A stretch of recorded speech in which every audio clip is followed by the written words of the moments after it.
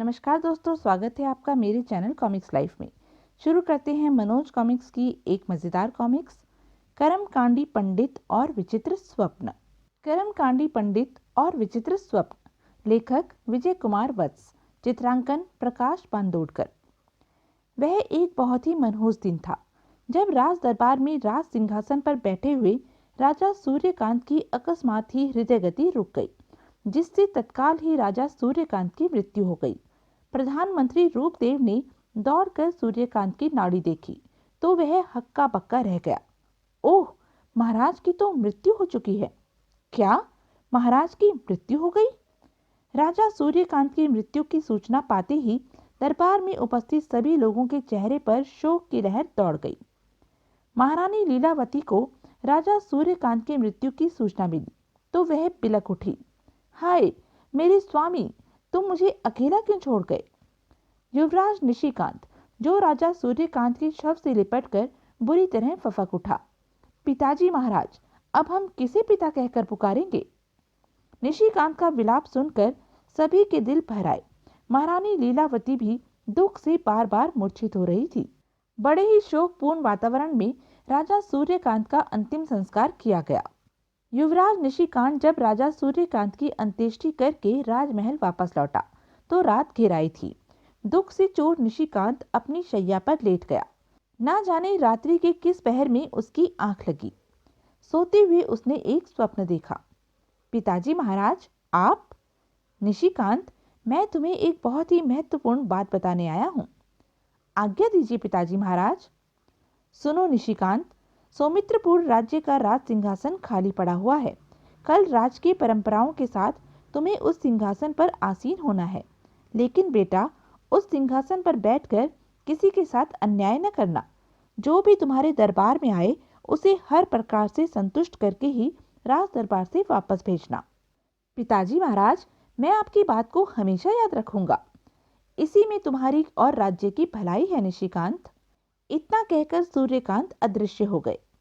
तभी सोए हुए निशिकांत की आंख खुल गई और वह हड़बड़ाकर उठ बैठा। यह मैंने कैसा स्वप्न देखा? दूसरी ओर उसी रात राजा सूर्यकांत प्रधानमंत्री रूपदेव के स्वप्न में भी आए। प्रधानमंत्री जी, युवराज निशिकांत अभी किशोर है, उसके स्वभाव में अभी अलहड़ता है। कल जब वह सौमित्रपुर का नया राजा बने तो हम चाहते हैं कि वह अपने दरबार में जो भी निर्णय ले बहुत सोच समझ कर ले, जिससे हमारे राजवंश की मान मर्यादा का अच्छी प्रकार से पालन हो सके। महाराज, आप चिंता न करें, युवराज का मार्गदर्शन करने के लिए मैं जो हूँ। दूसरे दिन प्रातःकाल युवराज निशिकांत को सौमित्रपुर का नया राजा घोषित कर दिया गया। नए महाराज की जय, महाराज निशिकांत की जय। राजमुकुट पहनकर नया राजा बने निशिकांत ने दरबार में घोषणा की। प्रजावासियों, अपने पूर्वजों की भांति मैं भी आपके सुख दुख का पूरी तरह ख्याल रखूंगा। अपने पद की गरिमा को बनाए रखते हुए प्रजा के किसी भी आदमी के साथ अन्याय नहीं करूंगा और इसके साथ ही अपने दरबार में आशा लेकर आए किसी भी व्यक्ति को निराश नहीं करूंगा। यह घोषणा करके वह अपने सिंहासन पर बैठा ही था कि तभी आपस में झगड़ते हुए दो ऋषि वहां आए और पुकार उठे, महाराज, दुहाई है, हमारा न्याय करो। निशिकांत ने उत्सुकता से उन दोनों की ओर देखते हुए कहा, क्या झगड़ा है तुम्हारा? यह सुनकर मोटे ऋषि ने निशिकांत से कहा, महाराज, मेरा विचार है कि बल बड़ा है। आदमी में बल हो तो वह बल से सारी दुनिया को अपने वश में कर सकता है। इतना कहकर वह चुप हो गया। तब पतले व कमजोर ऋषि ने निशिकांत से कहा, महाराज, मेरा विचार है कि भाग्य बड़ा है, क्योंकि भाग्य बड़ा होने की वजह से मामूली आदमी भी बुलंदियों पर पहुंच जाता है। हम दोनों में इसी बात पर झगड़ा हो रहा है। मेरा मित्र कहता है कि बल बड़ा है, जबकि मैं कह रहा हूं कि भाग्य बड़ा है।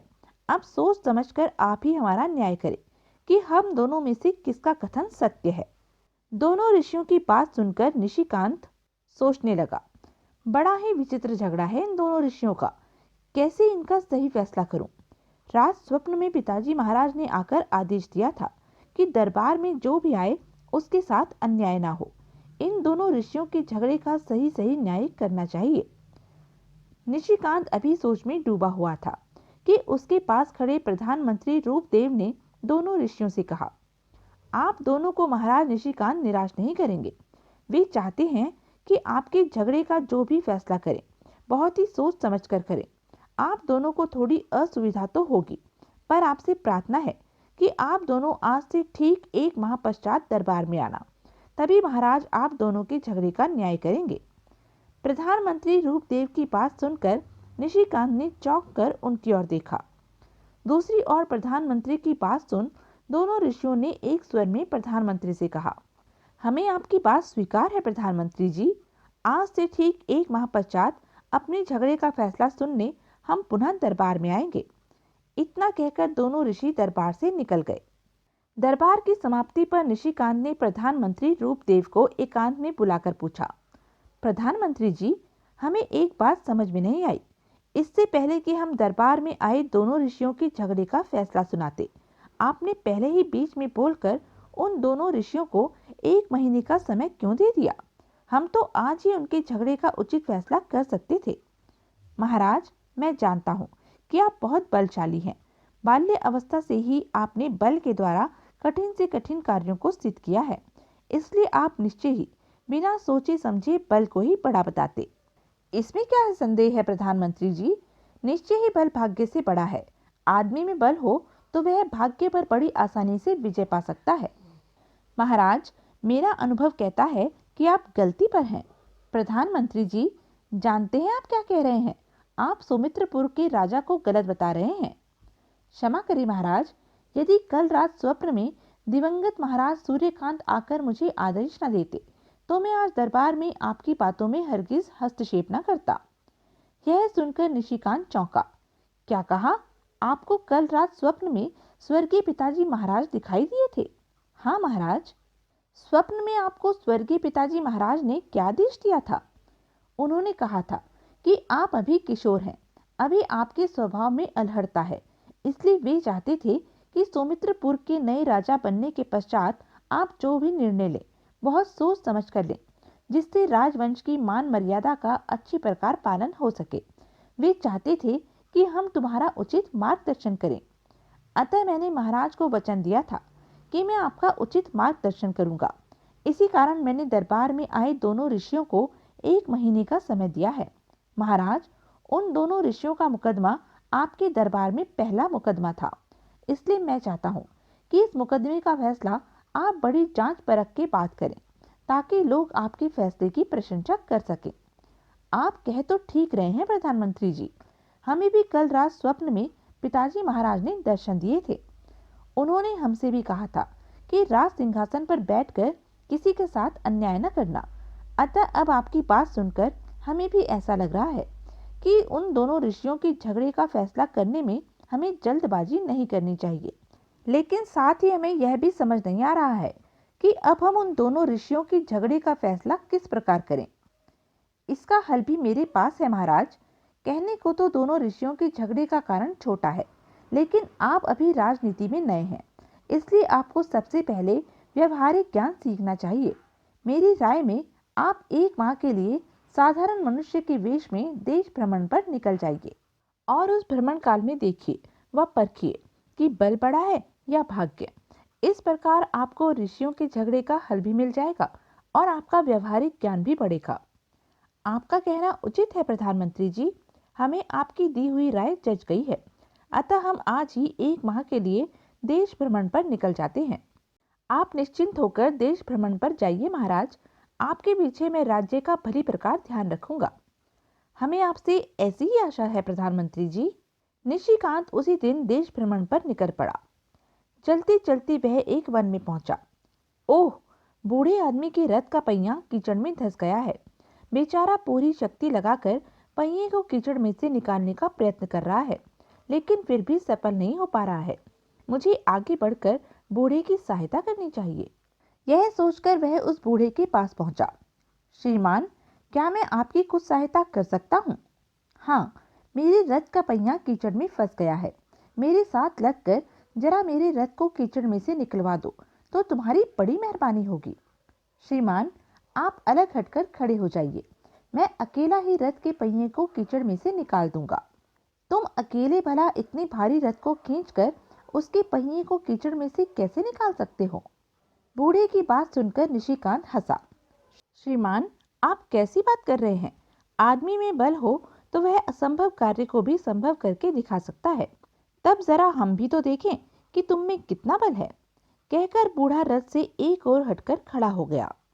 तब निशिकांत आगे बढ़ा और रथ को कीचड़ में से निकालने के लिए अपना पूरा बल लगा दिया। अगले ही पल, ओह! युवक रथ के पहियों को कीचड़ में से निकालने में सफल हो रहा है। कुछ क्षण बाद निशिकांत ने रथ को खींचकर कीचड़ से बाहर कर दिया। यह देखकर बूढ़ा चौंका। यह युवक तो सचमुच ही बड़ा बलशाली है। इसने तो अकेले ही रथ को कीचड़ से निकाल दिया है। अगर मैं इस युवक को अपने यहाँ नौकर रख लूं तो यह मेरे बहुत काम आएगा। यह सोचकर बूढ़े ने निशिकांत से कहा, युवक, मैं कुंतल नगर का सेठ गोविंद मल हूँ। क्या तुम मेरे यहाँ नौकरी करना पसंद करोगे? सेठ गोविंद मल का प्रस्ताव सुनकर निशिकांत सोचने लगा। मैं सौमित्रपुर से बिना कुछ धन लिए आया हूँ और मुझे पूरा 1 माह इसी अवस्था में अपने राज्य से दूर रहना है। इसलिए धनोपार्जन के लिए मुझे इस सेठ का प्रस्ताव स्वीकार कर लेना चाहिए। यह सोचकर निशिकांत ने सेठ गोविंद मल से कहा, सेठ जी, मुझे आपका प्रस्ताव स्वीकार है। मैं आपके यहाँ नौकरी करने के लिए तैयार हूँ। तब ठीक है, मैं तुम्हें 50 स्वर्ण मुद्राएं मासिक दूंगा। तब निशिकांत सेठ गोविंद मल के साथ चल पड़ा। निशिकांत सोच रहा था, रथ का विशाल पहिया कीचड़ से निकालकर एक बार तो मैंने सिद्ध कर दिया कि बल भाग्य से बड़ा है। अब आगे देखना है कि बल बड़ा सिद्ध होता है या भाग्य। कुंतलपुर पहुंचकर निशिकांत सेठ गोविंद मल का नौकर बनकर रहने लगा। सेठ गोविंद मल मेहनत के सारे कार्य केवल निशिकांत से ही करवाता था। सेठ गोविंद मल कई प्रकार के व्यापार करता था। वह जंगलों से विशाल पेड़ काट काट कर हाथियों के द्वारा नगर में लाता और पेड़ों से प्राप्त लकड़ियों की बिक्री करता। एक दिन वह निशिकांत से बोला, निशिकांत, आज मैं वन में लकड़ियां कटवाने जा रहा हूँ। तुम्हें भी मेरे साथ चलना है। जो आज्ञा सेठ जी। निशिकांत सेठ गोविंद मल के साथ वन की ओर चल पड़ा। वन में पहुंचकर सेठ गोविंद मल ने मजदूरों को आदेश दिया, तुम सब जल्दी से पेड़ काटने के कार्य पर लग जाओ। जो हुक्म मालिक। मजदूरों ने आदेश पाते ही पेड़ काटने प्रारंभ कर दिए। तत्पश्चात हाथियों के द्वारा लकड़ियों के विशाल लट्ठे वन से बाहर ले जाए जाने लगे। तभी, यह कैसी आवाज है? सेठ जी, लगता है कोई हाथी पागल हो गया है। पागल हाथी ही इस प्रकार चीत्कार करता है। निशिकांत के कहने भर की देर थी। तभी पीछे से एक पागल हाथी दौड़ता हुआ उनकी ओर आने लगा। यह देखकर सेठ भय से कांप उठा। ओह, अब क्या होगा? पागल हाथी तो मौत का साक्षात अवतार होता है। घबराइए मत सेठ जी, मेरे होते हुए पागल हाथी आपका कुछ नहीं बिगाड़ सकेगा। निशिकांत रथ से उतरकर खड़ा हो गया। जैसे ही चिंघाड़ता हुआ हाथी रथ के पास आया, निशिकांत उछलकर उसकी सूंड पकड़कर लटक गया। तब हाथी क्रोध में भरकर अपनी सूंड को इधर उधर लहराने लगा। ओह, अब यह पागल हाथी निशिकांत को जीवित नहीं छोड़ेगा। सेठ गोविंद मल का चेहरा भय से सफेद पड़ गया। तब निशिकांत ने शीघ्रता से मयान में से तलवार निकाली और तलवार से हाथी की सूंड पर वार कर दिया। हाथी की सूंड कटकर पृथ्वी पर जा पड़ी। पागल हाथी पीड़ा से चीत्कार कर उठा। ओह! घायल हाथी पृथ्वी पर गिरकर तड़पने लगा। तब गोविंद मल रथ से उतरकर निशिकांत के पास आया। निशिकांत, आज तुम्हारी बहादुरी की वजह से ही पागल हाथी से हमारी जान बच सकी है। पागल हाथी की सूंड काटकर तुमने यह सिद्ध कर दिया है कि दुनिया में बल से बड़ी कोई चीज नहीं है। गोविंद मल से अपने बल की प्रशंसा सुनकर निशिकांत फूलकर कुप्पा हो गया। इस घटना के 2 दिन बाद की बात है कि अर्धरात्रि का समय था। निशिकांत अपने कक्ष में सोया पड़ा था। तभी अचानक उसकी आंख खुल गई। लगता है कक्ष के बाहर कुछ लोग चल रहे हैं। इतनी रात्रि को हवेली में कौन हो सकता है? मुझे कक्ष से बाहर निकलकर देखना चाहिए। अतः निशिकांत चारपाई से उतरा और झरोके के पास जाकर बाहर की ओर झांकने लगा। कौन लोग हैं ये? इनके कंधों पर कैसी गठरियां हैं? निशिकांत अभी यह सोच ही रहा था कि तभी, पता नहीं सेठ गोविंद मल ने तिजोरी कौन से कक्ष में रखी हुई है। हमें जल्दी से उस कक्ष की खोज करनी चाहिए। उन लोगों की बातें सुनकर निशिकांत चौंका। ओह, ये लोग तो डाकू लुटेरे हैं। ये तो सेठ जी की तिजोरी लूटने आए हैं। मुझे इन्हें मजा चखाना चाहिए। यह सोचकर निशिकांत ने दीवार पर से अपनी तलवार उतारी और अपने कक्ष से बाहर निकलकर चारों डाकुओं को ललकारा। लुटेरो, इस घर में मैं तुम्हारी दाल नहीं गलने दूंगा। आओ, पहले मुझसे दो दो हाथ कर लो। उसकी ललकार सुनकर चारों डाकू जहां के तहां रुक गए और आपस में खुसुर पुसुर करने लगे। यहाँ तो जाग हो गई है, अब क्या करना चाहिए? करना क्या चाहिए? हम चारों निहत्थे हैं और इस आदमी के पास तलवार है, इसलिए अपनी जान बचाकर यहाँ से तुरंत भाग लेना चाहिए। तुम ठीक कह रहे हो, तो फिर भागो, देरी क्यों कर रहे हो? आपस में यह सलाह करके चारों डाकू वहां से भागने लगे। यह देख निशिकांत भी तलवार लहराता हुआ उनके पीछे पीछे भाग लिया। कायरो, जाते कहाँ हो? तो यह थी अब तक की कहानी। आगे की कहानी जानने के लिए बने रहें मेरे साथ। और हाँ, मेरे चैनल को लाइक, शेयर और सब्सक्राइब करना ना भूलें। धन्यवाद।